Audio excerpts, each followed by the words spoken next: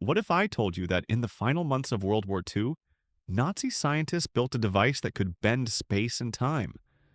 That this bell-shaped machine glowed violet, killed everyone who worked on it, and may have been powerful enough to create anti-gravity propulsion? That when the war ended, the SS murdered 60 scientists to keep it secret, then the device vanished, possibly smuggled to South America or hidden in an underground facility? This is the story of Die Glocke, the Bell, Nazi Germany's most mysterious wonder weapon. Was it real? Or the greatest hoax in military history? By 1944, Nazi Germany was losing the war on all fronts. Allied bombers pounded German cities daily. Soviet forces advanced from the east. American and British armies pushed through France. Hitler's vaunted thousand-year Reich was collapsing after just 12 years. But in the desperate final months, rumors circulated of Wunderwaffen, wonder weapons, that would turn the tide and deliver miraculous victory. Some of these weapons were real. The V-2 rocket, the first ballistic missile, terrorized London. The Messerschmitt Me-262, the world's first operational jet fighter, flew combat missions. German scientists worked on atomic bombs, though they never succeeded. These were genuine technological breakthroughs that demonstrated Nazi Germany's scientific capabilities, even as the regime crumbled. But there was allegedly another weapon, one so secret that only a handful of SS officers knew about it.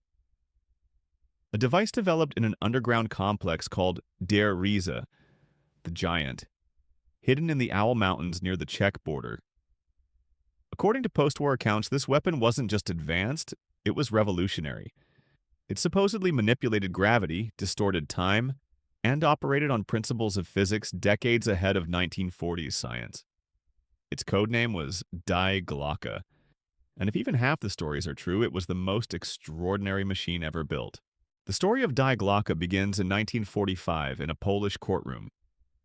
SS General Jakob Sporenberg stood trial for war crimes, including the murder of approximately 60 German scientists, engineers, and technicians.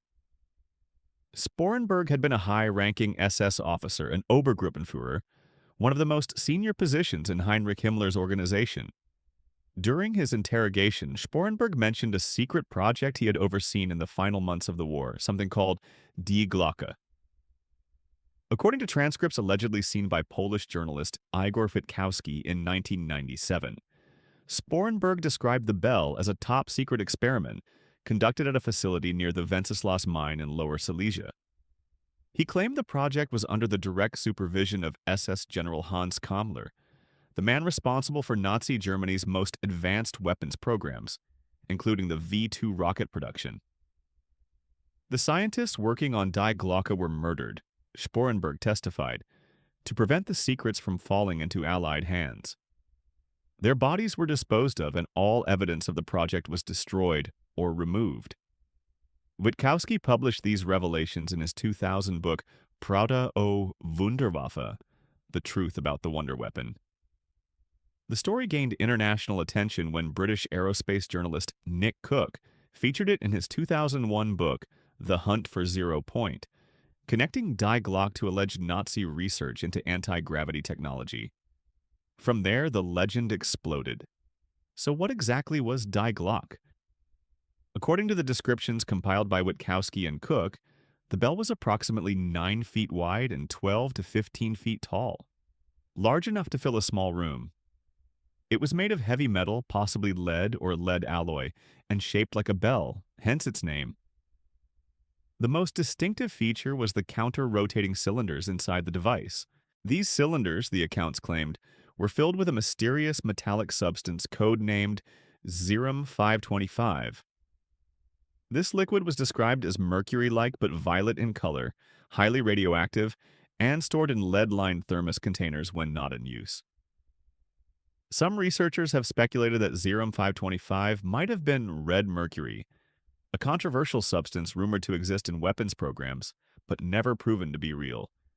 Others suggest it could have been some form of exotic matter or heavy isotope unknown to mainstream science.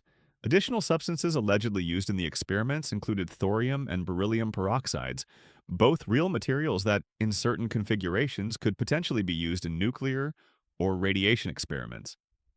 The bell was supposedly powered by massive amounts of electricity, possibly generated by a dedicated power plant or drawn from Germany's electrical grid.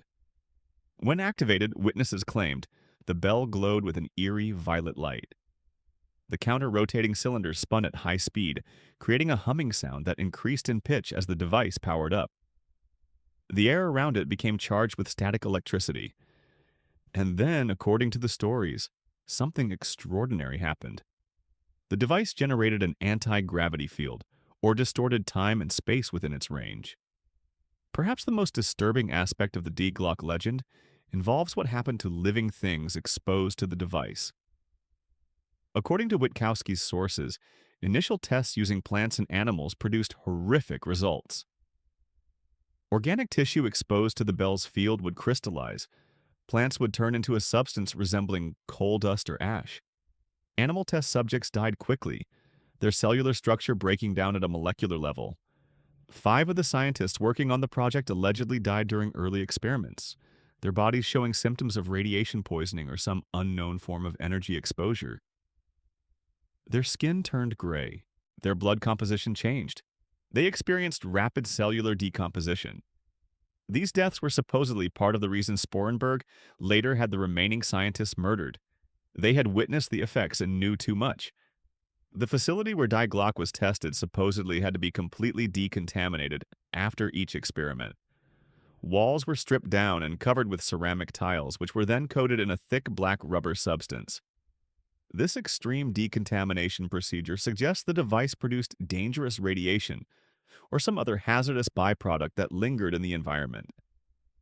The experiments allegedly took place at Der Riese, part of Project Riese, a real network of underground tunnels and facilities built by the Nazis in Lower Silesia using slave labor from concentration camps. These tunnels are real and still exist today near the town of Ludwikowice Kłodzkie in modern Poland. Tourists can visit them, though many sections remain unexplored and structurally dangerous. Near the Wenceslaus mine, there stands a curious concrete structure that conspiracy theorists call the henge. It consists of 12 concrete pillars arranged in a circle, each about 16 feet tall, with the entire structure resembling a miniature Stonehenge. According to Die Glocke believers, this was the testing platform, a place where the bell was secured with heavy chains during experiments to prevent it from flying away when the anti-gravity field activated. Skeptics offer a more mundane explanation. The henge was a cooling tower for industrial operations, a common structure in mining and manufacturing facilities. The concrete pillars supported a water tank, and the whole thing was dismantled for materials during or after the war, leaving only the foundation. But the mystery remains. Why build a cooling tower in that specific location? Why the unusual design? The questions keep conspiracy theories alive. If Die Glocke existed, the man who would have controlled it was SS General Hans Kammler. Born in 1901, Kammler was a civil engineer who joined the Nazi Party in 1932 and rose rapidly through the SS ranks. By 1944, he was Heinrich Himmler's point man for advanced weapons development. V-2 rockets, jet aircraft, underground factories, and allegedly exotic experimental technology. Kammler supervised the construction of massive underground complexes using slave labor from concentration camps. He was ruthless, brilliant, and utterly dedicated to the Nazi cause. And then, in April 1945, as Germany collapsed, Hans Kammler disappeared. Some accounts say he committed suicide. Others claim he was killed by SS troops. A few conspiracy theorists believe he escaped to South America or even surrendered to American forces in exchange for his knowledge of Nazi secret weapons. The truth is, nobody knows what happened to Hans Kammler. His body was never found. No definitive record of his death exists. For Die Glocke believers, this is significant. If Kammler supervised the project, and if he disappeared along with the device, perhaps he transported it somewhere safe before Germany fell. Some claim he went to South America, others say Antarctica. A few believe he cut a deal with the Americans and handed over Nazi technology in exchange for immunity, an early version of Operation Paperclip. Here's where the theories diverge wildly. Depending on which researcher you ask, Die Glocke was allegedly capable of anti-gravity propulsion, the most common theory. The bell generated a field that nullified or reduced gravity, allowing for revolutionary aircraft designs, flying saucers powered by exotic physics. This would explain post-war UFO sightings, especially over Germany and South America. Time manipulation. Some claim the bell was a time machine or a device that could slow down time within a localized field. This would align with theoretical physics involving rotating cylinders and general relativity, though whether 1940s technology could achieve this seems impossible. Energy weapon. Perhaps the bell was a directed energy weapon, using its mysterious radiation to destroy targets at a distance or to disable enemy technology. Exotic matter generator. The most fringe theories suggest the bell was attempting to create or manipulate exotic matter, theoretical substances with negative mass or other properties that don't exist in normal physics. This could tie into zero-point energy or vacuum energy research. Before we get too deep into the conspiracy, let's address what historians and scientists say about Die Glocke. The overwhelming consensus is it's a hoax. First problem: the only source for the entire story is Jakob Sporenberg's alleged testimony, as reported by Igor Witkowski. But Witkowski claims he was only allowed to view the transcripts, not copy them, and his Polish intelligence contact has never been identified. No independent researcher has verified these documents exist. Sporenberg's actual trial records contain no mention of Die Glocke. Second problem: no physical evidence has ever been found. No components, no documents, no blueprints. Operation Paperclip brought hundreds of Nazi scientists to America, and they were extensively debriefed. None mentioned Die Glocke. The Soviets captured German scientists too, and they said nothing about it. If such a revolutionary device existed, why did nobody talk? Third problem: the physics don't work.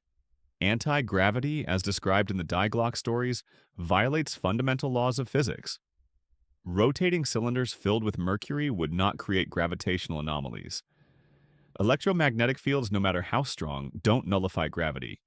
The device as described is scientifically implausible with 1940s technology, and arguably with current technology too. Fourth problem: the Nazis were desperate. If they had a wonder weapon capable of anti-gravity or time manipulation, why didn't they use it? Why not deploy it to defend Berlin? Why hide it instead of weaponizing it? The idea that Germany possessed revolutionary technology but chose not to use it when facing total defeat makes no strategic sense. One final twist to the Die Glocke legend involves the Kecksburg incident. On December 9, 1965, a fireball streaked across the sky over Pennsylvania and crashed in the woods near the town of Kecksburg. Witnesses reported military trucks arriving quickly, removing a bell-shaped object from the crash site, and transporting it away under heavy guard. Some UFO researchers claim this was Die Glocke, that the Nazis had smuggled it to America, that U.S. scientists had been experimenting with it for 20 years, and that it crashed during a test flight. The U.S. military says it was a meteor or space debris. NASA later suggested it was a Soviet Venus probe that re-entered the atmosphere, but the bell-shaped description keeps conspiracy theorists convinced it was the bell. Of course, there's no evidence connecting Kecksburg to Nazi technology, but the legend persists because people want to believe in mysteries. So what's the truth about Die Glocke? Was it Nazi Germany's most advanced secret weapon? A device that manipulated the fundamental forces of physics? Or is it the greatest pseudoscientific hoax of the post-war era? The evidence overwhelmingly points to hoax.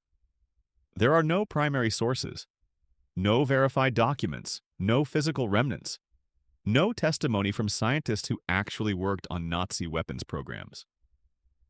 The entire story rests on alleged interrogation transcripts that no independent researcher has ever seen, reported by a single journalist decades after the war ended.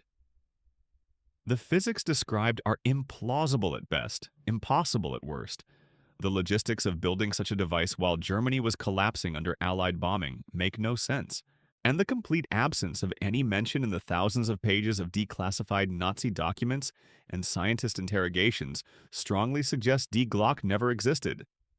But, and this is where the mystery gets interesting, Nazi Germany absolutely did work on revolutionary technology.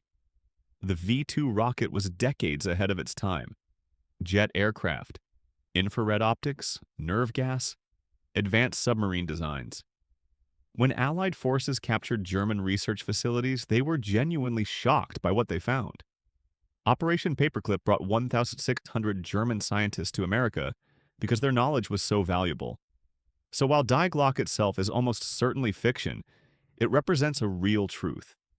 Nazi scientists pushed the boundaries of what was possible. They experimented recklessly, used slave labor, and pursued research without ethical constraints. Could they have built something strange in an underground facility that we've never found? It's possible. Is it likely to be a time-traveling anti-gravity bell? No. The legend of Die Glocke serves a purpose. It keeps alive our fascination with Nazi Germany's technological capabilities and our fear that some secrets remain hidden. It allows us to believe that somewhere in those underground tunnels, buried in archives or smuggled to distant continents, there might be one more mystery waiting to be uncovered. Today, Der Riese remains a tourist attraction. You can walk through the tunnels, see the henge concrete structure, and imagine what might have happened there. Some visitors report strange feelings, electromagnetic anomalies, unusual sounds, a sense of unease. Others see only abandoned industrial ruins from a defeated regime. Was Die Glocke real? Almost certainly not. But does that make the story less fascinating? Not at all. Because sometimes the legend reveals more truth than the facts ever could. Truth about our endless fascination with the mysteries of the Third Reich. Our hope that technology might unlock impossible powers. And our desire to believe that even in history's darkest chapter, there are still secrets waiting to be discovered.